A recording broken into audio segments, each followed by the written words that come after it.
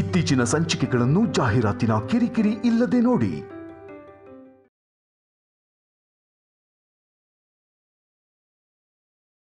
ಅವನು ಆಚೆ ಬರ್ತಾನೆ ಅಂತ ಆಸೆಯಿಂದ ಬಂದ್ರೆ ಹೀಗಾಗ್ತಾ ಇದೆಯಲ್ಲ. ನನ್ನ ಮೊಮ್ಮಗನ ಯಾರು ಕಾಪಾಡ್ತಾರೆ?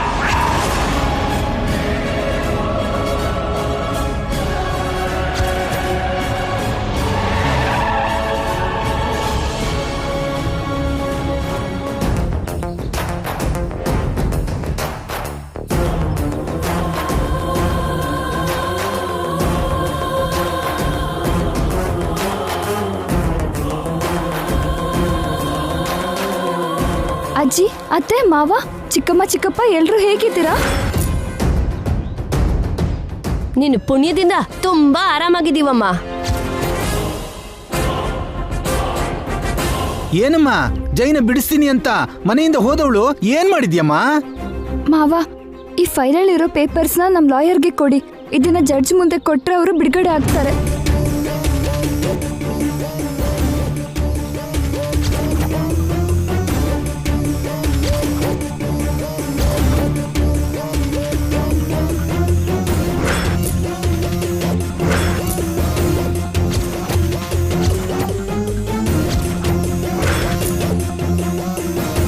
ಬಾವ, ಇದನ್ನ ಲಾಯರ್ ಅವ್ರು ಕೊಡಿ.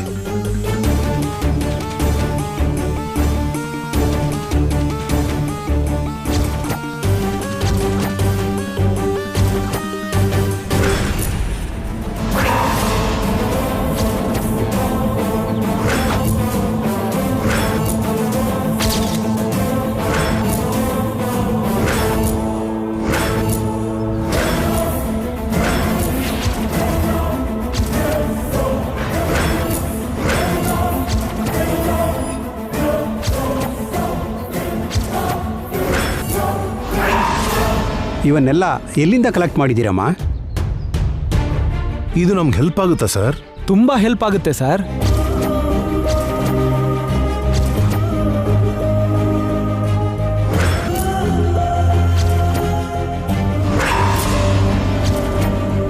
ಜಡ್ಜ್ ಅವರು ಇದನ್ನ ನೋಡಿದ್ರು ಅಂದ್ರೆ ಬೆನಿಫಿಟ್ ಆಫ್ ಡೌಟ್ ಕೆಳಗೆ ಕೇಸ್ನ ಹೊಡೆದಾಕ್ಬೋದು.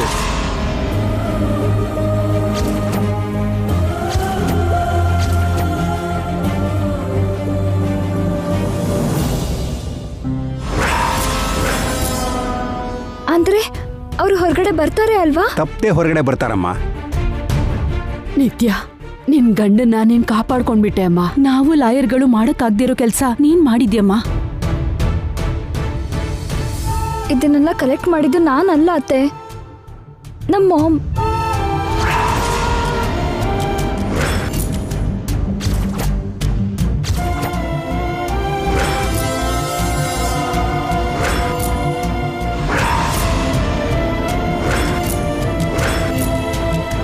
ನೋಡಿದ್ರಮ್ಮ, ಗಂಗಾ ಎಷ್ಟು ಸಂತೋಷವಾಗಿದ್ದಾಳೆ ಅಂತ.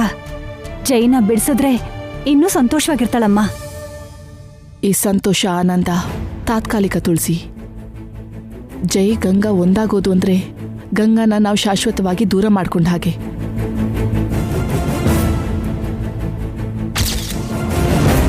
ಗಂಗಾ ಆನಂದ ಆ ನಗು ಎಲ್ಲ ಅಮ್ಮನ ಶಾಪಕ್ಕೆ ಸಮಿಧೆ ಆಗತ್ತೆ.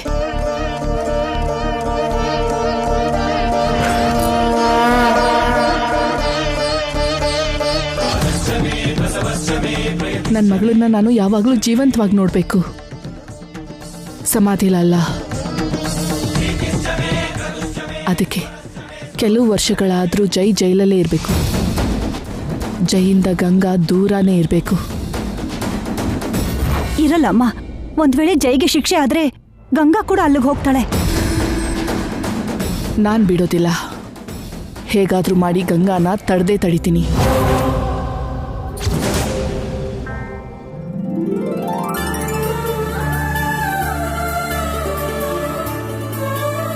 ತುಂಬಾ ಥ್ಯಾಂಕ್ಸ್ ರೀ. ಜೈಗೆ ಅನುಕೂಲ ಆಗೋ ಥರ ಸಾಕ್ಷಿ ಸಂಪಾದನೆ ಮಾಡಿದ್ದಕ್ಕೆ. ನಿನ್ ಸಹಾಯನ ಈ ಜನ್ಮದಲ್ಲಿ ಮರೆಯೋದಿಲ್ಲಮ್ಮ. ನಮ್ ಕುಟುಂಬ ನಿಮ್ಗೆ ಯಾವಾಗ್ಲೂ ಚಿರಋಣಿ ಆಗಿರತ್ತೆ.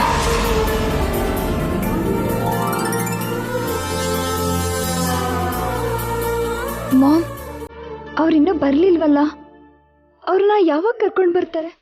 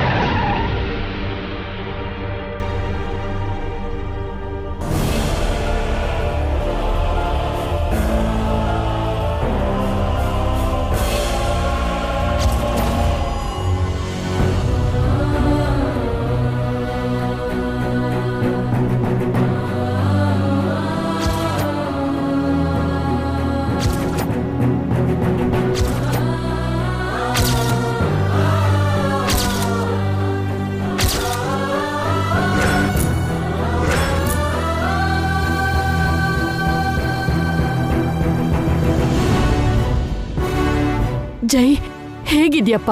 ಚೆನ್ನಾಗಿದ್ದೀನಿ ಅಜ್ಜಿ, ನೀವೆಲ್ಲ ಹೇಗಿದ್ದೀರಾ? ನೀನ್ ಬರೋದನ್ನೇ ಕಾಯ್ತಾ ಇದ್ವಿ ಜೈ. ಜೈಲಲ್ಲಿದ್ದ 10 ದಿನಕ್ಕೆ ಎಷ್ಟು ಸಣ್ಣ ಆಗಿದೆಯಪ್ಪ. ಹಾಗೇನಿಲ್ಲ ಚಿಕ್ಕಮ್ಮ, ಜೈಲಲ್ಲಿ 3 ಹೊತ್ತು ನಿತ್ಯ ನನಗೆ ಫೋರ್ಸ್ ಮಾಡಿ ಮಾಡಿ ತಿನ್ಸಿದಾಳೆ.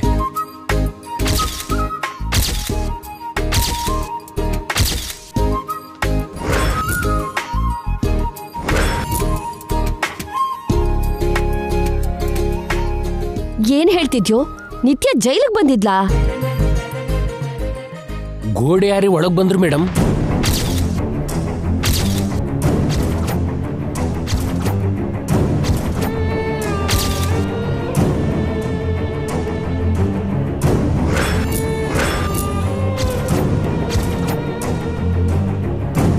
ಅಯ್ಯೋ, ಇವಳು ಅಸಾಧ್ಯ ಇದ್ದಾಳೆ ಚಂದ್ರಿಕಾ. ನನ್ನನ್ನು ಬಿಟ್ಟಿರೋಕ್ಕಾಗ್ದೆ ನನಗೋಸ್ಕರ ರಿಸ್ಕ್ ತಗೊಂಡು ಬಂದಿದ್ಲು. ಜೈಲಲ್ಲಿ ನನ್ನ ಜೊತೆ ಇದ್ದು ಧೈರ್ಯ ಹೇಳಿದ್ಲು, ನನ್ನ ಕಷ್ಟ ಹಂಚ್ಕೊಂಡ್ಲು.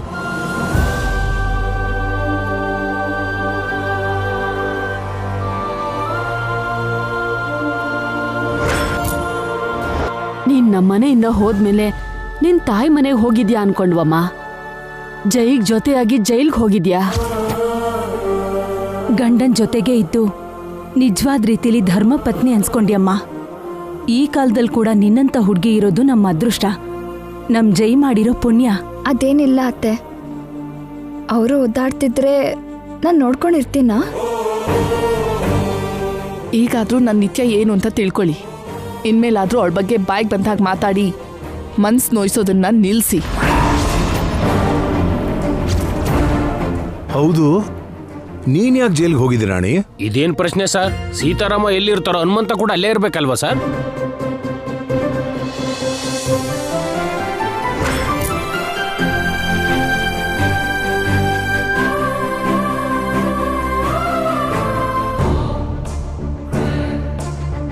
ಸರ್, ಇವತ್ತು ತೀರ್ಪು ಏನ್ ಬರುತ್ತೆ ಅಂತ ಅನ್ಕೊಂಡಿದ್ದೀರಾ?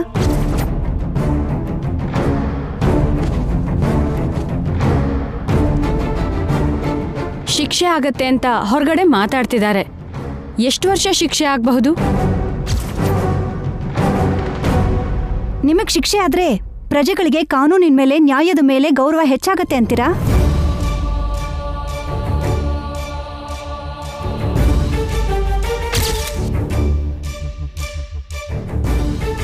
ಮಾಡಿರೋ ತಪ್ಪಿಗೆ ಈಗಾದ್ರೂ ಪಶ್ಚಾತ್ತಾಪ ಪಡ್ತಿದ್ದೀರಾ? ನಿಲ್ಸಿ, ಅವರು ಯಾವ ತಪ್ಪು ಮಾಡಿಲ್ಲ. ಇನ್ ಸ್ವಲ್ಪ ಹೊತ್ತಲ್ಲೇ ಅವ್ರು ಹೊರಗಡೆ ಬರ್ತಾರೆ. ಇಷ್ಟು ಸ್ಟ್ರಾಂಗ್ ಆಗಿ ಹೇಗೆ ಹೇಳ್ತೀರಾ ಮೇಡಮ್? ಕೋರ್ಟನ್ನ ಕೊಂಡ್ಕೊಂಡಿದ್ದೀರಾ? ಆ ಅಗತ್ಯ ನಮಗಿಲ್ಲ. ತಪ್ಪು ಮಾಡೋರಷ್ಟೇ ಅಂತ ತಪ್ಪು ಮಾಡೋದು. ಬೆಂಕಿ ಇಲ್ದೆ ಹೊಗೆ ಆಡಲ್ಲ ಅಂತಾರೆ. ಯಾವ ತಪ್ಪು ಮಾಡ್ದೆ ಆರೋಪ ಹೇಗ್ ಬರತ್ತೆ? ಅದು ನಿಜಾನೋ ಸುಳ್ಳೋ ಇನ್ ಸ್ವಲ್ಪ ಹೊತ್ತಲ್ಲಿ ನೀವೇ ನೋಡ್ತೀರಾ. ಸರ್, ಒಳಗಡೆ ಬನ್ನಿ please. Sir please sir. Sir ಹೇಳಿ ಸರ್. ಸರ್, ನಿಮ್ಮ ಅಭಿಪ್ರಾಯ ಏನು ಅಂತ ಹೇಳಿ ಸರ್. ಲಾಯರ್ ಸರ್,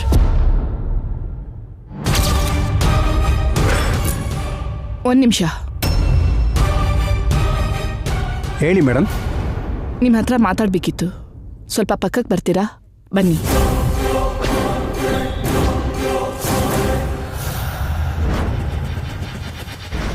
ಏನು ಹೇಳಿ ಮೇಡಮ್?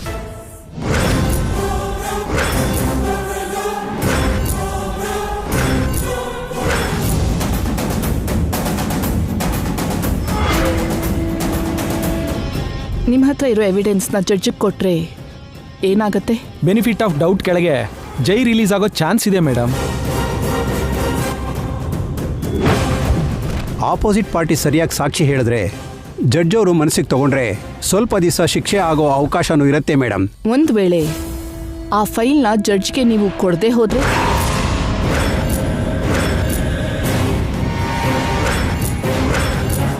ಮೇಡಮ್ ಹೇಳಿ, ಏನಾಗತ್ತೆ? ಜೈಗೆ ಖಂಡಿತವಾಗ್ಲೂ ಶಿಕ್ಷೆ ಆಗುತ್ತೆ.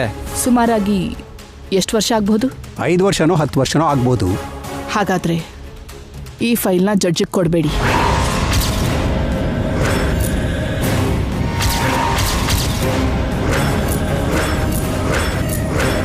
ಮೇಡಮ್, ಅವ್ರ ಕಡೆ ಸಾಕ್ಷಿ ನಮಗೆ ಫೇವರ್ ಆಗಿ ಸಾಕ್ಷಿ ಹೇಳುವಂತ ಚಾನ್ಸೇ ಇಲ್ಲ. ಹೇಗೂ ಶಿಕ್ಷೆ ಕನ್ಫರ್ಮ್ ಅನ್ಕೊಂಡ್ಮೇಲೆ ಅದು 2 ಇಯರ್ಸ್ ಆದ್ರೇನು, 5 ಇಯರ್ಸ್ ಆದ್ರೇನು, 7 ಇಯರ್ಸ್ ಆದ್ರೇನು. ಆದ್ರೆ ಇದು ನಿಮ್ಮ ಮಗಳ ಲೈಫಿಗೆ ಸಂಬಂಧಪಟ್ಟಿದ್ದು ಮೇಡಮ್. ನಿಮ್ಗೂ ಹೆಣ್ಮಕ್ಳಿದ್ದಾರೆ, ದೊಡ್ಡ ದೊಡ್ಡ ವಿದ್ಯೆ ಕಲಿಯೋದಕ್ಕೆ ಆಸೆ ಪಡ್ತಿದ್ದಾರೆ. ನೀವು ನನಗೆ ಫೇವರ್ ಮಾಡಿದ್ರೆ ನಿಮ್ಮ ಮಕ್ಕಳನ್ನ ನಾನು ಫಾರಿನ್ ಕಳಿಸಿ ಓದಿಸ್ತೀನಿ. ಅವ್ರ ಮದ್ವೆಗೆ ಕೂಡ ಹೆಲ್ಪ್ ಮಾಡ್ತೀನಿ. ಯೋಚನೆ ಮಾಡಿ ನೋಡಿ.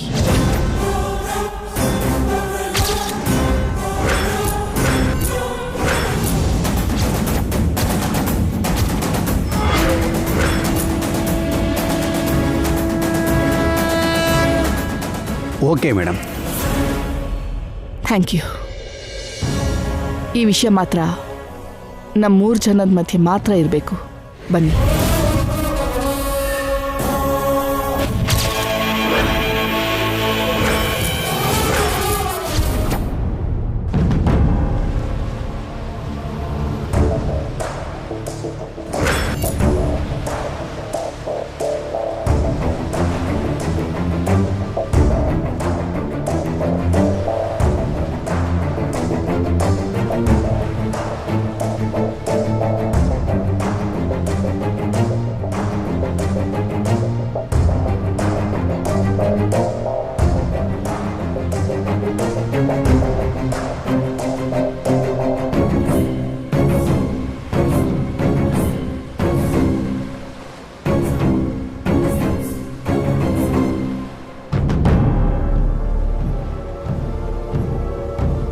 S, proceed.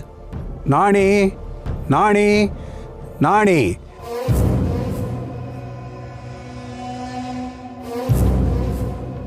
ಇವರು ಕಾರಣನೇ ಇಲ್ಲದೆ ಪೊಲೀಸ್ ಅಧಿಕಾರಿ ಮೇಲೆ ಕೈ ಮಾಡಿದ್ರು ಯುವರಾನರ್. ಏನಪ್ಪ, ಹಾಗೆ ಮಾಡೋದು ತಪ್ಪು ತಾನೆ? ತಪ್ಪೇ ಸರ್. ಈಗಾಗಲೇ ಸ್ವಲ್ಪ ದಿನ ನೀನು ಜೈಲ್ ಶಿಕ್ಷೆ ಅನುಭವಿಸಿರೋದ್ರಿಂದ ಮೊದಲನೇ ತಪ್ಪು ಅಂತ ಭಾವಿಸಿ ಕ್ಷಮಿಸಿ ಬಿಡ್ತಾ ಇದ್ದೀನಿ. Thank you sir.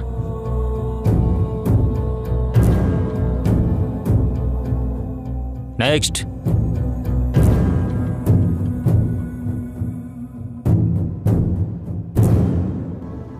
ಜೈ ಸೂರ್ಯ, ಜೈ ಸೂರ್ಯ, ಜೈ ಸೂರ್ಯ.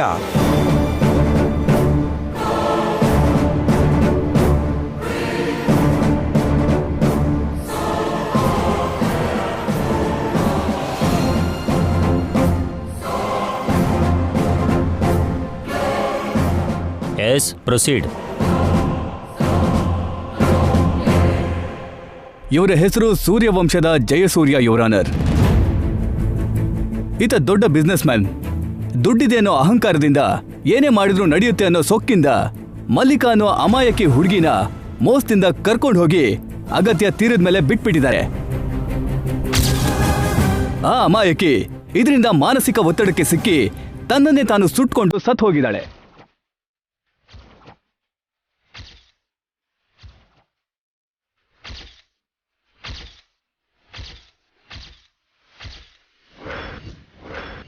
ತನ್ನ ಸಾವಿಗೆ ಕಾರಣ ಜೈಸೂರ್ಯ ಅಂತ ಸಾಯೋದಕ್ಕೂ ಮೊದಲು ಆ ಹುಡುಗಿ ಬರ್ದಿರೋ ಡೆತ್ ನೋಟ್, ಅವರ ಪೋಸ್ಟ್ ಮಾರ್ಟಮ್ ರಿಪೋರ್ಟ್, ಬೇಕಾಗಿರೋ ಸಾಕ್ಷ್ಯಾಧಾರ ನಿಮ್ಮ ಮುಂದಿದೆ. ಅಷ್ಟೇ ಅಲ್ಲ ಯುವರ್ ಆನರ್, ಇದಕ್ಕೆ ಒಬ್ರು ಪ್ರತ್ಯಕ್ಷ ಸಾಕ್ಷಿ ಕೂಡ ಇದ್ದಾರೆ.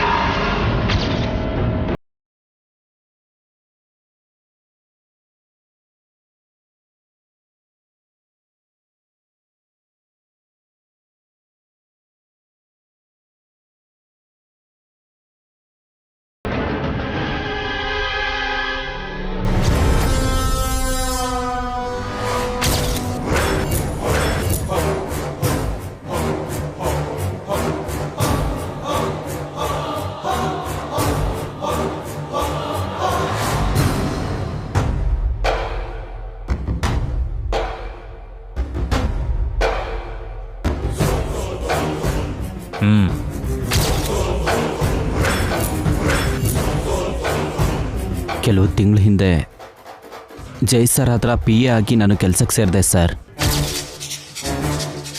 ಮಲ್ಲಿಕಾ ಅನ್ನೋ ಹುಡುಗಿ ತನ್ನ ಸಿಕ್ ಯೂನಿಟ್ ರೀಸ್ಟಾರ್ಟ್ ಮಾಡಬೇಕು ಅಂತ ಜೈಸೂರ್ಯ ಅವ್ರ ಹತ್ರ ಸಹಾಯ ಕೇಳ್ಕೊಂಡು ಬಂದಿದ್ರು. ಆ ನೆಪದಲ್ಲಿ ಜೈಸೂರ್ಯ ಅವರು ಮಲ್ಲಿಕಾ ಅವ್ರ ಹತ್ರ ಸಲಿಗೆ ತಗೊಂಡ್ರು ಸರ್. ಇಬ್ಬರ ಮಧ್ಯೆ ಶಾರೀರಿಕ ಸಂಬಂಧ ಕೂಡ ಇತ್ತು ಸರ್.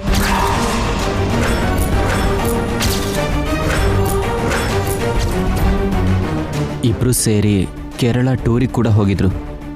ಆಮೇಲೆ ಜಯಸೂರ್ಯ ಅವರು ಮಲ್ಲಿಕಾ ಅವರಿಗೆ ಮೋಸ ಮಾಡಿಬಿಟ್ರು.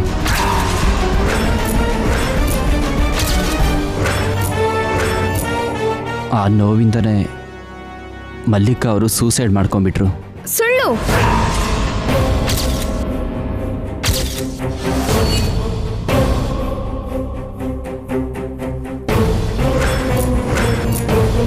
ಮಲ್ಲಿಕಾಗೆ ನನ್ನ ಗಂಡ ಮೋಸ ಮಾಡಿದ್ರು ಅನ್ನೋದು ಸುಳ್ಳು.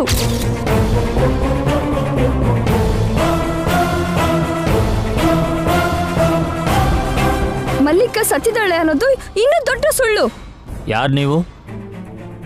Mrs Jayasurya sir. ಅವ್ರೇನಾದ್ರೂ ಹೇಳೋದಿದ್ರೆ ಕಟ್ಕಟ್ಟಿಗೆ ಬಂದು ಹೇಳೋ ಕೇಳಿ.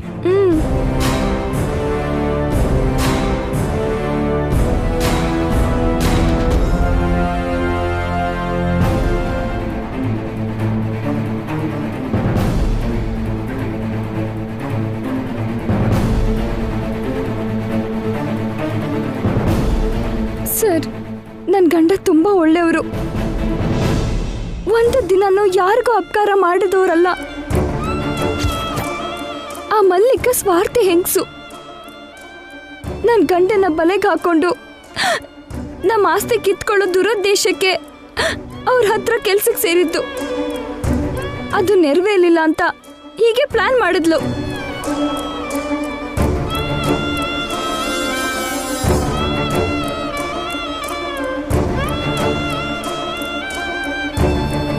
ಮಲ್ಲಿಕಾ ಬದುಕೇ ಇದ್ದಾಳೆ ಸರ್. ನಮ್ಮ ಲಾಯರ್ ಹತ್ರ ಸಾಕ್ಷಿ ಕೂಡ ಇದೆ ಸರ್. ಲಾಯರ್ ಸರ್, ತೋರಿಸಿ ಸರ್.